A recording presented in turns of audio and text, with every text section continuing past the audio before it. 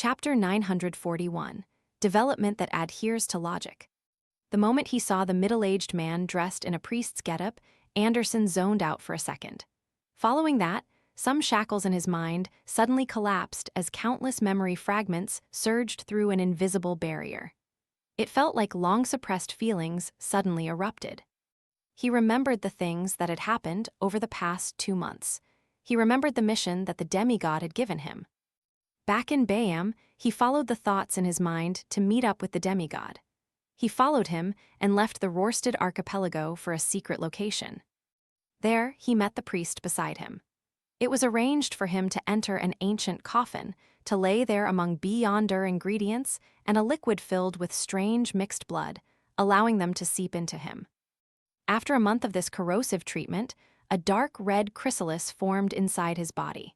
He then had his memories from this period of time sealed before being sent to West Balam. He was then psychologically cued to not leave until he recovered his memories. This meant that he hadn't finished the demigod's mission and that it was still underway. Everything that had happened before were just preparations. Scenes flashed through his mind as Anderson discovered that while he was playing the harmonica on the streets, checking into the hotel with Danitz, obtaining of language comprehension charms from the Church of Knowledge's preachers, as well as his arrival in Northern State. All of these incidents had this genial and seemingly innocent priest present beside him the entire time. When having meals, he was sitting at a neighboring table. When he checked in, the neighboring room was his. When walking on the streets, he was walking right beside him. When playing the harmonica and putting on the ventriloquist act, this man was looking at him in a genial manner. And Anderson hadn't noticed any of this back then. Danitz, who was beside him, the people around him. None of them had noticed him. It was as though they had never seen this priest before. A chill that arose from deep in his heart ran from his tailbone up his spine to his brain. He felt that the experiences he had been through were enough to drive him insane, to the point of losing control. Danitz, who had already opened up a distance from Anderson, looked at the black-robed clergyman in C. Zangwill, and then he looked at the simple priest who was praying with his eyes closed. He hurriedly bowed his head and used ancient Hermes to softly chant, "The fool that doesn't belong to this era." The mysterious ruler above the gray fog. The king of yellow and black who wields good luck. A few days earlier, he had received Mr. Fool's revelation to handle some matters as a guise to stay around Anderson. It was so that he could immediately pray if any abnormalities were to happen. Although he didn't know what would happen, or who he had encountered, Danitz, who always cherished his life, didn't hold back and did as he was told Evan if the abnormalities that happened might very well be him being overly imaginative. For this, he had specially worn the boxing glove made from Grossel's beyonder characteristic. It ensured that he would act first without thinking so as to not waste any time. At this point, Insi Zangwill had stopped walking. His dark blue, nearly black eye and the eye filled with blood vessels reflected the priest in simple white robes who had a cross hanging by his chest. In his mind, in his mouth, a furious voice sounded. "Adam, the Creator's son, King of Angels, Adam." Before Insi Zangwill could finish his sentence, the priest opposite him opened his eyes. His light-colored eyes were already pure gold in color. Suddenly, pitch-black stone columns were erected around them, setting up a majestic cathedral. Inside this cathedral, each column, each arch, and each dome's surface was embedded with the bones of different races. They were densely packed as they used different eye sockets to stare at Insi Zangwill. They surrounded a cross that was more than 100 meters tall. In front of the cross, a blurry figure stood there, as though he was watching everything with compassion. This was a cathedral of corpses, but instead of appearing eerie, it was filled with holiness.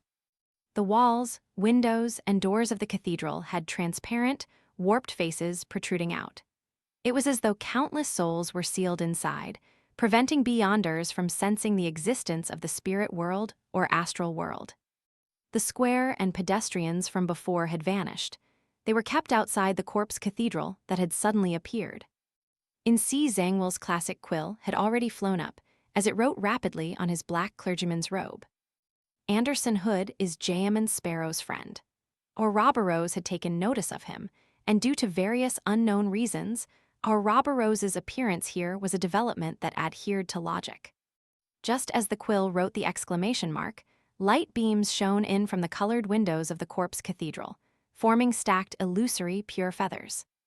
Beneath the enveloping feathers, a figure with long silver hair materialized in a genuflecting, praying stance. Following that, the figure stood up straight. He wore a simple linen robe and had handsome looks and soft facial features.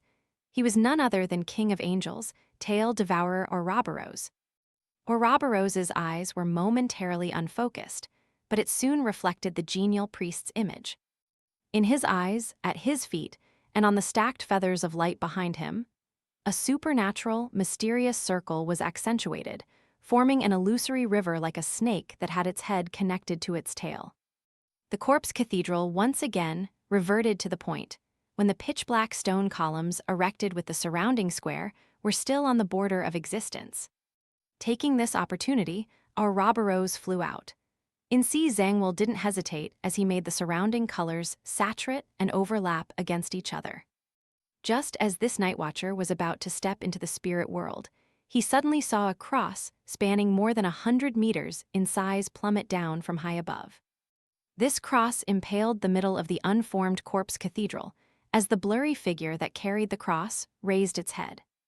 Infinite light spewed out, drowning Ouroboros and the quill holding Zhangwell within. The corpse cathedral filled with bones of different races, and the countless warped souls took form once again. Upon hearing the stacked, illusory pleas, Klein was inside his hotel and thinking about his daily miscellaneous matters and lampooning in boredom. He suddenly stood up, went straight to the window, and looked towards the nearby square. On the square, coffins were coming and going. The fountain was still spewing, and there was reverberating music. Everything seemed normal and even felt idyllic. Here, what seemed most unharmonious was Anderson genuflecting with a stiff expression while a trembling Danitz was closing his eyes praying. Without a second thought, Klein followed the plan he had formulated above the gray fog. He controlled Winner Enzo, who was 100 meters away, to enter the telegraph office. He had instructed Danitz to live beside a telegraph office. At the same time, he took out his adventurer's harmonica and blew into it. Rionette Tinker walked out of the void with the 4 blonde, red-eyed heads in hand. All 8 eyes turned to the square. For Leonard, Miss Messenger, he likely hasn't left your detection range. Klein took out a letter he had already prepared and a gold coin before handing it to Miss Messenger.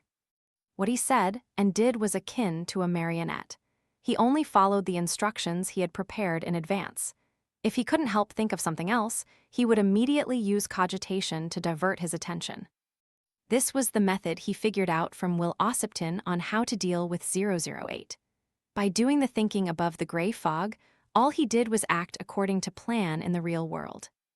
And in a particular prayer from Danitz, Klein had used the scene that appeared to observe Anderson, who was nearby. In the end, he discovered an unfamiliar priest who also felt familiar by his side. Thinking back to the psychology alchemists and the Twilight Hermit Order's hidden connection, and making the connection to the content in Emperor Rosel's diary, Klein immediately realized something. He was certain about what would happen next. The master of the Twilight Hermit Order, the son of the creator, angel of imagination Adam, was conspiring to obtain 008. This also meant that there was a high chance for Zhangwell to appear with Anderson as the target. Then, Klein redid his plan above the gray fog, pretending as though he had never noticed anything. He continued his state as a marionette in reality. One of Rionette Tinker's heads bit onto the letter, as the 8 eyes looked deeply at Klein for 2 seconds. Klein nodded indiscernibly, without a word, watching Miss Messenger return to the spirit world. In the Kokawa telegraph office, Winner Enzo handed over the telegram, address, and virile gold he had already prepared for the staff, urging them to send it immediately. West Balam, Northern State, Kokawa. Zhangwell has appeared. The radio waves quickly spread, sending the message to the major bases of the Church of Evernight in West Balam and East Balam. East Balam. Why are you always active around the cathedral? Why don't you go further to carry out the investigations? Dolly asked Leonard. Leonard thought and said frankly and seriously, awaiting news. Dolly nodded in thought without prying further. She turned silent, no longer playing jokes on Leonard. It was as though she was waiting for something as well. Suddenly, Leonard's spiritual perception was triggered as he turned to look left. As a gatekeeper, Dolly had already cast her eyes in that direction. A letter had appeared at some point in time, landing underneath a gas street lamp. Leonard didn't avoid Dolly as he hurriedly picked up the envelope and opened it. The content of the letter was very simple. There was only one line. West Balham, Northern State, Kokawa, Revival Square. Coordinates. Leonard's expression turned heavy as he turned to Dolly and said, "Ma'am, please help me to cover my tracks." As he spoke, his left glove had turned transparent. He stuffed his right hand into his pocket and grasped the fate siphon charm. Dolly fell silent for a second and said extremely seriously, "Bring me along." "Back then, you managed to at least fight, but I didn't have the time to do anything." Leonard's expression changed as his mouth gaped slightly. Finally, without saying a word, he grabbed Dolly's shoulder. The two then vanished from the rather empty streets. As he watched Miss Messenger leave, and once he confirmed that the telegraph office had at least sent one telegram, Klein immediately took 4 steps counterclockwise and entered above the gray fog. He directly sat at the high-back chair of the fool and beckoned for the tyrant card, the sea god scepter, and a silver-gray charm. Immediately, he was wearing a papal tiara with a papal robe draped over him with a bone scepter in hand. Amidst silver bolts of lightning, Klein spread his spirituality towards the point of light where Danitz was.